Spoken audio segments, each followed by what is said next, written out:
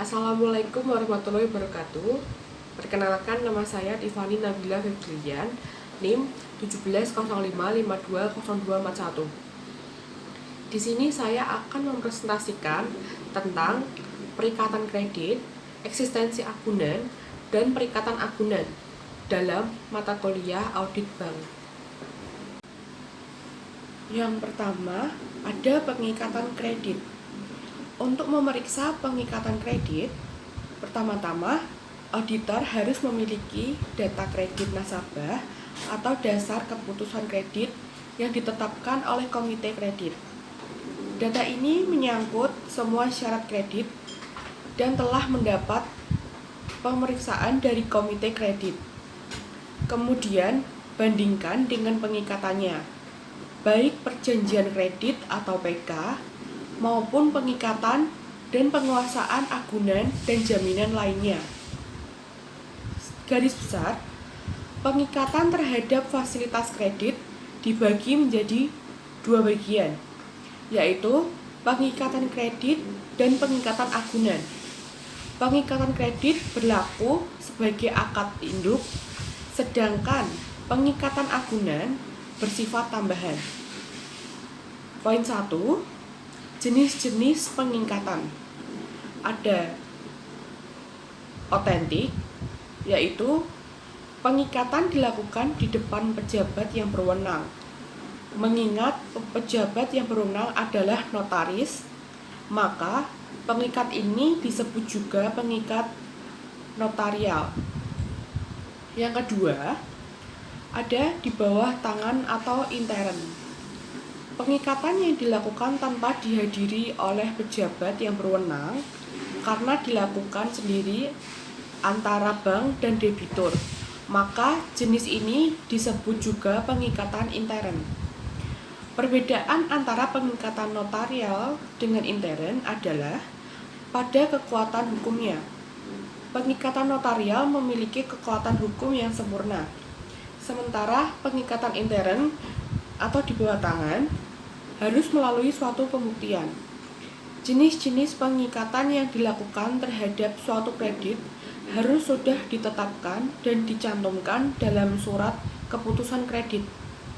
Pengikatan kredit secara notarial harus dilakukan untuk fasilitas kredit dengan agunan aktiva tetap atau tanah dan bangunan, kapal, dan sebagainya. Sedangkan pengikatan kredit di bawah tangan dapat dilakukan untuk fasilitas yang agunannya berupa benda bergerak atau surat berharga, termasuk deposito. Yang kedua, ada dokumentasi. Dokumentasi yang pertama, periksa apakah akta perjanjian kredit baik intern maupun notarial telah dibuat atas setiap fasilitas kredit, serta asli akta tersebut telah disimpan di file jaminan kredit. Yang kedua, akta perjanjian kredit yang dilakukan secara intern dibuat di atas formulir standar yang berlogo bank. Akta yang dibuat di atas formulir standar ini harus telah diisi lengkap pada saat kredit diberikan. Setiap materi perjanjian, plafon, suku bunga, jangka waktu, serta klausul lainnya harus dibubuhi paraf debitur sebagai tanda persetujuan. Yang ketiga, untuk akta notarial, bagian akta yang disimpan oleh bank adalah gross akta. Salah satu ciri gross akta adalah adanya kalimat demi keadilan berdasarkan ketuhanan yang Maha Esa pada bagian depan akta. Dan yang keempat, ada akta notarial yang belum diserahkan harus dibuktikan dengan cara cover notes dari notaris pembuat akta. Selanjutnya, poin kelima, ada akta notarial yang belum diserahkan pada notaris setelah 3 bulan. Mintakan penjelasan dari bagian legal, apakah diperlukan mintakan konfirmasi ulang kepada notarisnya. Yang ketiga, ada keabsahan. Poin pertama, untuk akta intern, pastikan bahwa tanda tangan debitur pada akad kredit sudah diverifikasi oleh petugas bank. Yang kedua, untuk akta notarial, pastikan kembali bahwa pihak debitur yang menghadap sama dengan saran dalam hasil analisis yuridis. Yang keempat, materi pengikatan. Yang poin pertama, pastikan bahwa seluruh jenis fasilitas kredit yang diberikan telah disebutkan dalam akad kredit. Periksa kembali kesesuaian plafon, jangka waktu, dan syarat-syarat lainnya seperti yang ditentukan dalam surat keputusan kredit. Yang kedua, teliti bahwa bentuk perikatan agunan telah digunakan dengan tepat, sesuai dengan status kepemilikan dan sifat hubungan antara debitur dan pemilik agunan. Untuk agunan berupa sertifikat tanah, pastikan bahwa suami atau istri pemilik jaminan telah memberikan persetujuan. Sesuai dengan instruksi Mendagri nomor 594 garing 1493 garing AGR tanggal 31 Maret 1982 perihal larangan penggunaan hak atas tanah. Penerimaan agunan berupa sertifikat tanah melalui surat kuasa menjaminkan tidak diperkenankan atau dihindarkan. Yang ketiga, pastikan bahwa perubahan atau perpanjangan kredit yang diikuti dengan perubahan struktur agunan telah diikat dengan pembaharuan kredit. Dan yang kedua, ada eksistensi agunan. Dalam tahap ini, fokus audit ditujukan kepada kelengkapan surat-surat bukti kepemilikan agunan. Untuk itu, data keputusan kredit menjadi pembandingnya dan data dalam perjanjian kredit dievaluasi satu dengan lainnya, yang kemudian dibandingkan dengan agunan yang dikuasai bank yang bersangkutan. Beberapa kriteria dasar yang harus digunakan pada saat memeriksa agunan adalah sebagai berikut. Yang pertama, debitur harus mempunyai hak secara yuridis terhadap agunan tersebut. Yang kedua, agunan harus dapat diuangkan dalam waktu cepat pada saat harus dieksekusi. Yang ketiga, bank harus mengontrol jaminan tersebut dalam arti bahwa debitur tidak dapat menjualnya tanpa sepengetahuan bank. Yang keempat, kepentingan bank atas agunan tersebut harus dilindungi. Yang kelima, surat atau bukti kepemilikan agunan harus asli. Yang keenam, setiap pengeluaran agunan harus dengan persetujuan pihak yang menyetujui pemberian kredit. Dan poin selanjutnya, poin ketujuh, tanda terima jaminan dan bukti pengeluaran agunan harus ditandatangani oleh dua orang sebagai bukti dual custodian. Walaupun audit diarahkan pada kebenaran material surat-surat agunan, namun apabila diperlukan auditor dapat mengadakan audit lebih lanjut mengenai kondisi fisik agunan. Langkah-langkah yang dilakukan adalah yang pertama, ada tanah atau bangunan. Poin pertama, pastikan bahwa sertifikat tanah yang digunakan telah dikuasai bank dan disimpan dalam file jaminan kredit. Yang kedua, pastikan bahwa sertifikat tersebut telah diverifikasi keasliannya ke Badan Pertahanan Nasional atau BPN oleh petugas bank.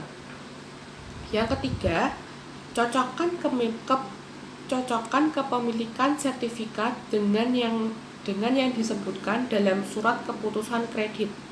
Demikian juga dengan lokasi, luas, jenis hak atas tanah yang tercantum dalam sertifikat.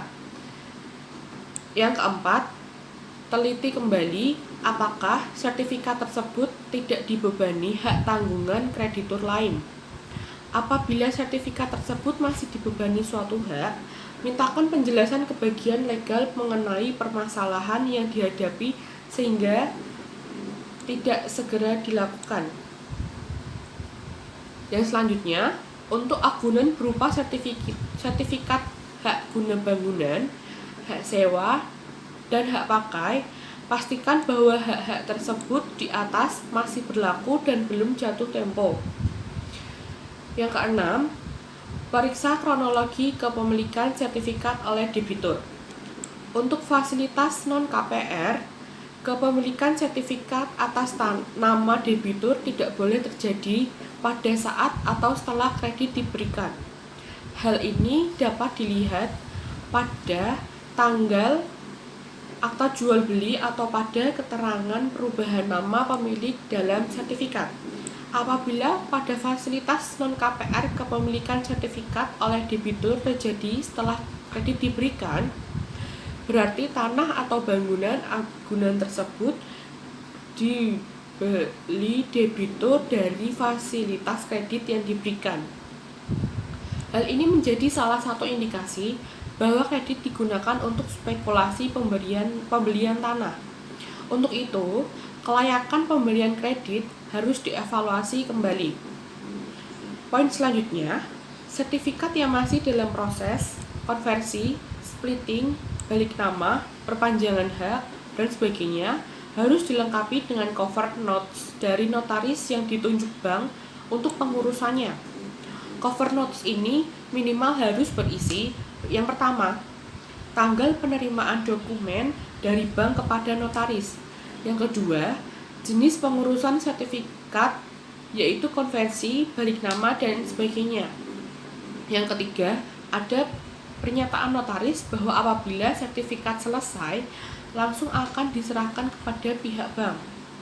Untuk fasilitas KPR, surat pernyataan dari pengembangan tetap harus dilengkapi dengan cover notes dari notaris yang ditunjuk bank. Dan poin selanjutnya, ada sertifikat yang masih dalam proses pengurusan setelah 6 bulan, mintakan penjelasan dari petugas bank mengenai kemajuan laporannya atau kendala yang dihadapi. Apabila diperlukan, konfirmasi ulang kepada notaris yang mengurus. Selanjutnya di poin kedua ada kapal. Yang pertama, pastikan bahwa surat bukti pendaftaran kapal asli telah dikuasai oleh bank. Yang kedua, teliti kembali bahwa luas kapal yang tercantum dalam surat pendaftaran kapal minimal 40 cm3. Ketiga, ada kendaraan. Pastikan bahwa BPKB kendaraan telah dikuasai bank dan sesuai jenisnya, seperti yang disebutkan dalam surat keputusan kredit. Poin yang kedua, periksa bahwa BPKB tersebut telah dilengkapi dengan faktur asli dan kwitansi kosong bermeterai yang telah ditandatangani ke pemilik kendaraan. Yang ketiga, BPKB yang masih dalam proses pengurusan atau penerbitan baru, balik nama, harus dilengkapi dengan cover notes dari dealer.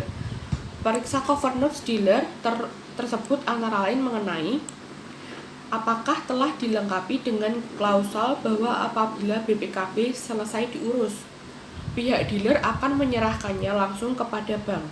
Dan yang kedua, apakah cover notes dealer tersebut telah diverifikasi keabsahannya oleh petugas bank. Poin selanjutnya, poin keempat, BPKB yang masih dalam proses pengurusan setelah 3 bulan, mintakan penjelasan dari petugas bank mengenai kemajuan laporan kendaraan yang dihadapi. Apabila diperlukan, konfirmasikan kepada pihak dealer. Yang keempat, ada mesin-mesin. Mesin-mesin, poin pertama yaitu pastikan bahwa asli faktur, kwitansi asli mesin-mesin yang menjadi agunan telah dikuasai bank dan teliti keabsahannya.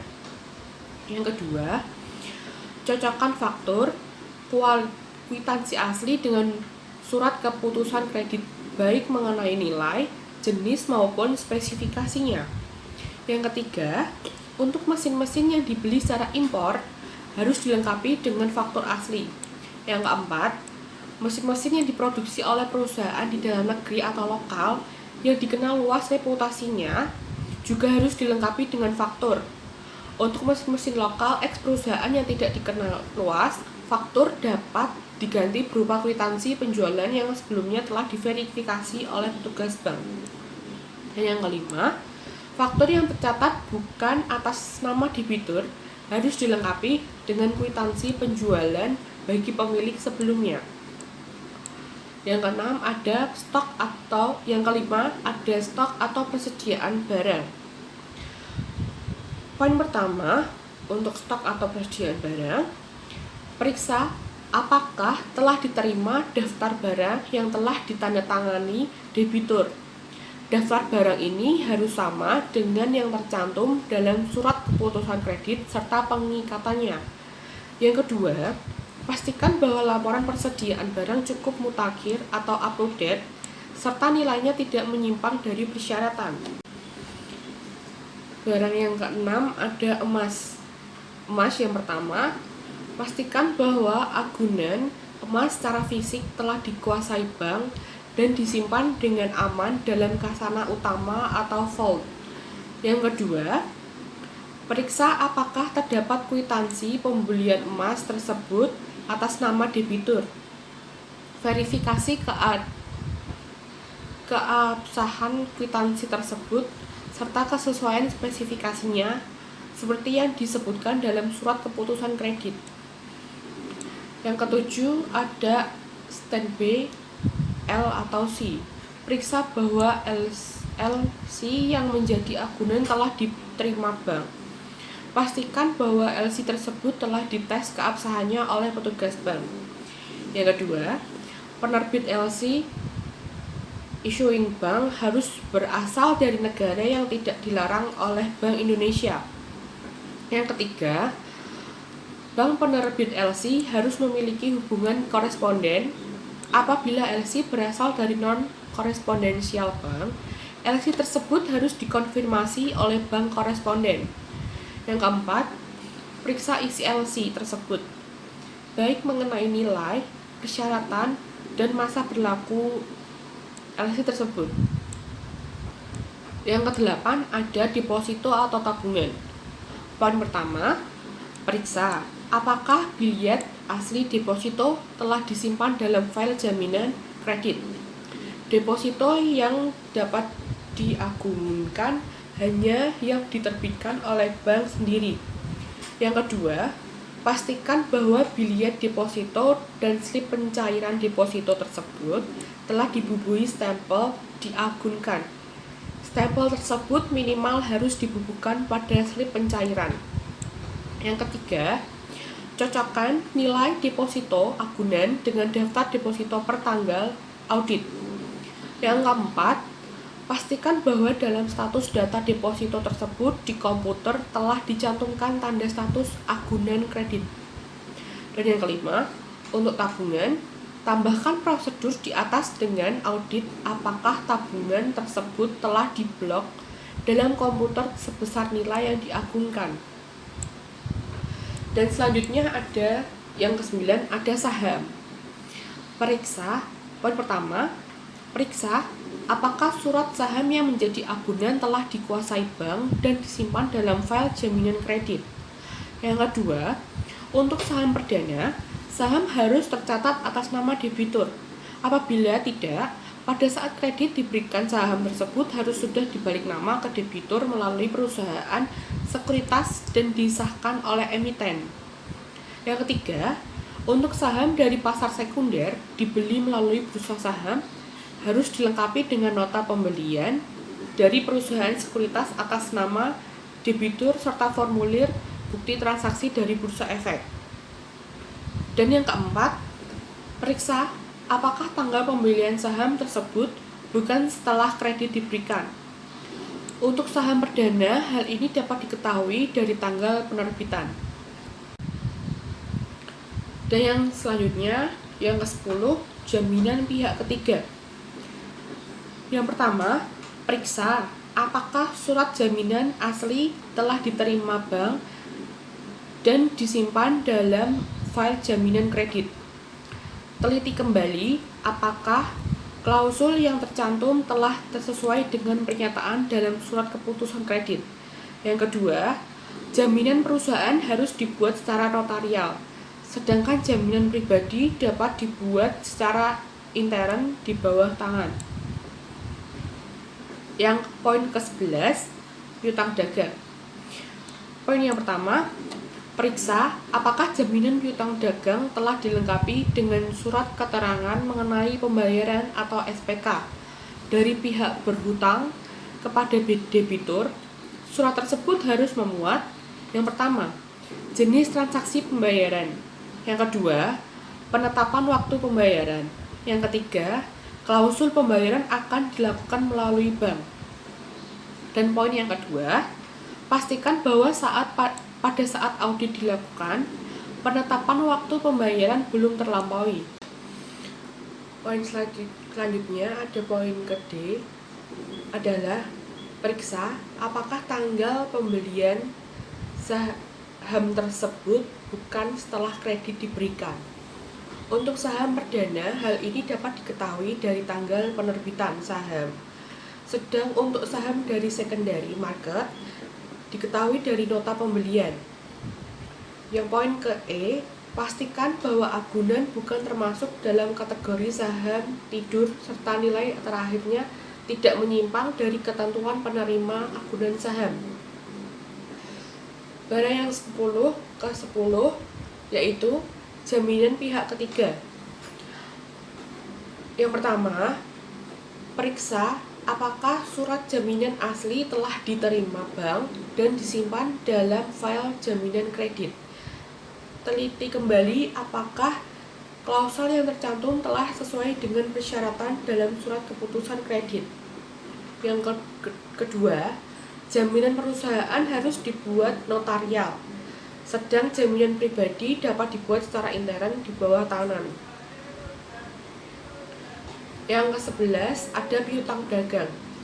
Yang pertama, periksa apakah jaminan piutang dagang telah dilengkapi dengan surat keterangan mengenai pembayaran atau SPK dari pihak yang berhutang kepada debitur. Surat tersebut harus memuat yang pertama, jenis transaksi pembayaran.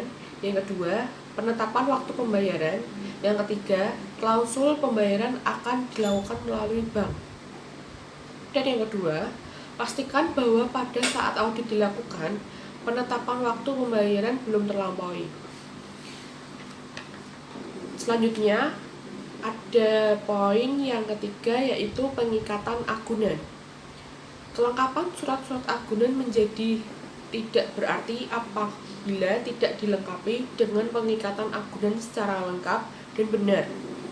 Untuk itu, pada tahap ini dilakukan pengujian kebenaran dan kelengkapan pengikatannya. Sebelumnya, harus dipahami bahwa seluruh bentuk pengikatan agunan adalah bersifat tambahan. Dengan demikian, kebenaran atau kesempurnaan pengikatan agunan menjadi tidak berarti apabila pengikatan induknya perjanjian kredit atau akad kredit tidak sempurna atau memiliki cacat hukum. Langkah-langkah yang dilakukan yaitu pertama, tanah atau bangunan. Yang pertama, Undang-Undang Nomor 4 Tahun 1996 menyebutkan bahwa tanah yang dapat dibebani hak tanggungan adalah tanah milik atau SHM. Hak guna bangunan atau SHGB dan hak guna usaha atau SHGU sesuai dengan kebijakan bank pada umumnya. Pengikatan agunan kredit berupa hak atas tanah pada saat kredit diberikan dilakukan melalui hak tanggungan. Yang kedua, periksa apakah agunan berupa SHM, SHGB, dan SHGU telah diikat dengan hak tanggungan secara notarial. Yang ketiga, pengikatan juga harus dilakukan terhadap agunan tanah yang belum memiliki suatu hak, potok D, girik, dan sebagainya. namun telah diajukan proses pengajuan untuk memperoleh hak atau konversi. Yang keempat, pastikan bahwa akta hak tanggungan dibuat dengan menunjuk pada akad kreditnya. Yang kelima, cocokkan luas tanah, lokasi pemilik, nomor sertifikat, dan keterangan lainnya dalam akta pemasangan hak tanggungan tersebut dengan sertifikat pemiliknya. Yang keenam, pastikan bahwa suami atau istri pemilik agunan telah menyetujui pengikatan hak tanggungan ini. Untuk sertifikat pemulihan atas nama perusahaan, teliti kewenangan pihak yang mewakili dalam akta pendirian dan perubahan perusahaan yang bersangkutan. Yang ketujuh,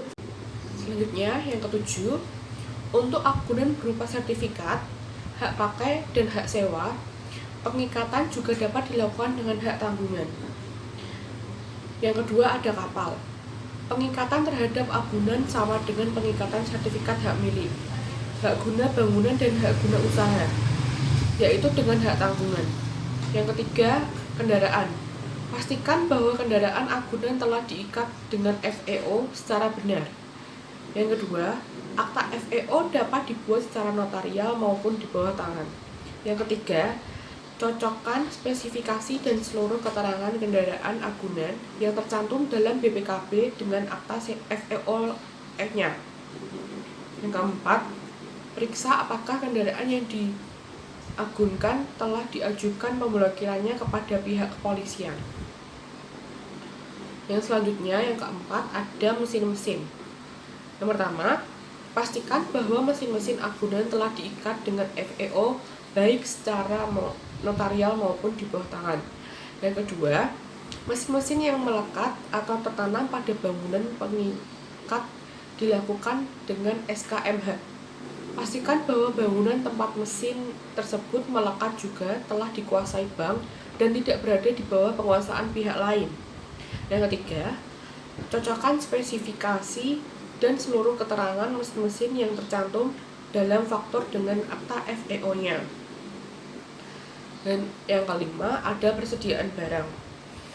Pertama, pastikan bahwa persediaan barang yang digunakan telah diikat dengan FEO baik secara notarial maupun di bawah tangan.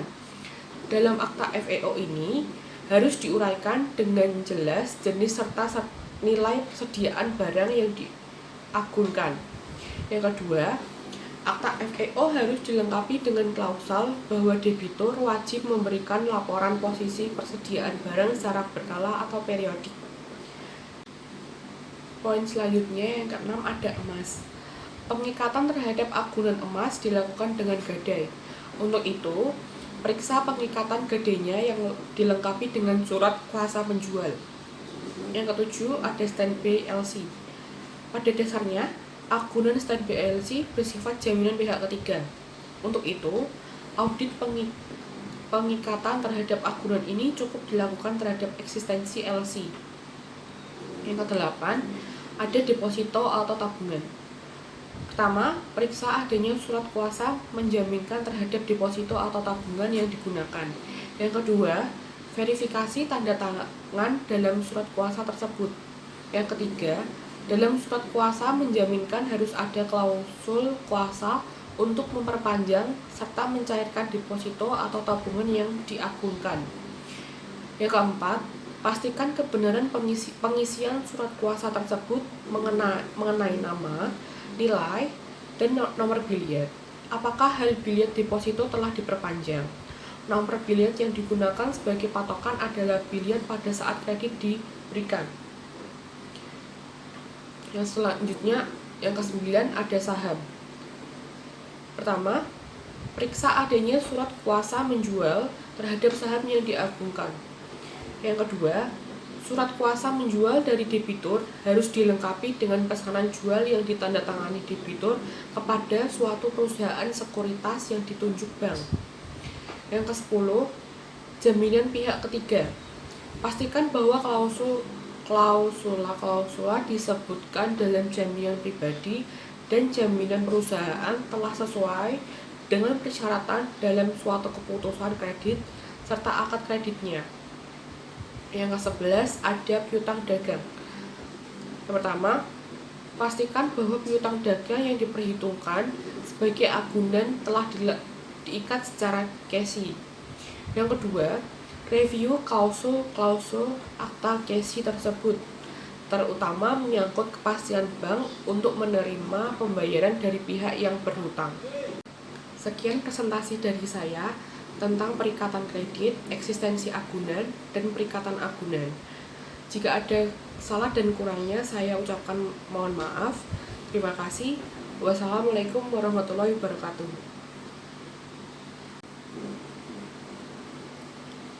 Ada poin KF, yaitu asuransi. Semua agunan barang terwujud harus ditutup dengan asuransi kerugian yang biayanya ditanggung oleh debitur. Kewajiban penutupan asuransi terhadap agunan ini ditetapkan dalam surat keputusan kredit berikut jenis penutupannya. Hal-hal yang harus diperhatikan dalam penutupan asuransi adalah: yang pertama, pastikan bahwa agunan telah ditutup dengan asuransi sebagaimana dipersyaratkan dalam surat keputusan kredit dan polis asli penutupan telah diserahkan kepada bank. Yang kedua, periksa polis penutupan, baik mengenai objek yang dipertanggungkan, nilai maupun masa berlaku pertanggung. Poin selanjutnya, yang ke G, adalah pengawasan dan pembinaan. Pertama, pelaksanaan syarat-syarat kredit. Teliti kembali apakah plafon kredit seringkali dilanggar oleh debitur. Yang kedua, kondisi keuangan.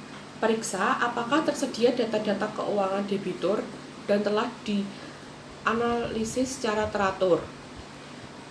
Yang ketiga, ada peranan pembinaan kredit.